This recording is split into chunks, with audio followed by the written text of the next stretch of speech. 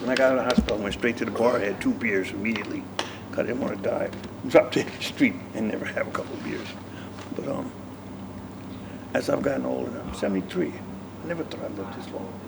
I'm the first man in my family in 3 generations to live past 50. 3 generations. My father, his father, none of them made it. 50 years old. I'm 73.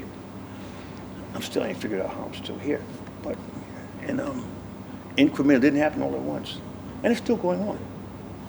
But where I'm at now, Ward's Island, it's called Manhattan Psychiatric Center. So they've been calling me, crazy is not a clinical term, but they've been saying clinical terms since I was 12, 13. From the military, South Vietnam, to prison, to addiction, to the whole thing. And as I got older, it just got less important. As I'm learning to be in environments, we focus on other stuff. I got a choice. I can choose. It's a bad day, it's a good day. I'm around some decent people, I'm around some good people. Sometimes I can't tell the difference. Sometimes it's me, and I'm both of them. And that's okay. But having a vocabulary, I'm discovering that words paint pictures, man. So when brothers do poetry and they make things, they create what in the human mind is reality. I teach cognitive behavior and cognitive behavior therapy at NYU, at Mercy College. I've taught years now, 8, 9, 10 years. And in doing it watch other people, I never ever been in a class where they learned more from me than I did from them, ever. Every class I ever taught.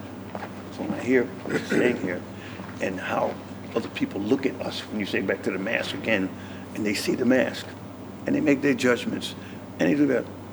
As I'm getting older, I'm able to let go. I'm not as mad. I'm just not as angry anymore, because anger was blinding me. Anger, hatred, rage, and it still comes up periodically. This crazy kind of rage, and I'm entitled to that, because I carry 4 or 5 centuries of stood on my back. So does everybody here. But it ain't just me, it's the world. And I work to not be cynical. I like to think I'm practical. I like to think I'm honest and forthright. It's hard to not be cynical. It's difficult. And for me, it's a decision. But I'm choosing. And part of the reason I showed up here is because of him. I hadn't heard from him in years. I ain't gonna believe him. And when I heard from him, I was in an emergency room because they pulled me off the train tracks at 3 o'clock in the morning. Sitting on the train tracks, one bucket, back to the number 1 train. And that nasty water that be in between them sitting there in the water. Bucket, get it over with. It wasn't the first time. And but as time went by, and I decided to let people help me. See, people can't help you unless you let them. Nobody can help you unless you say so.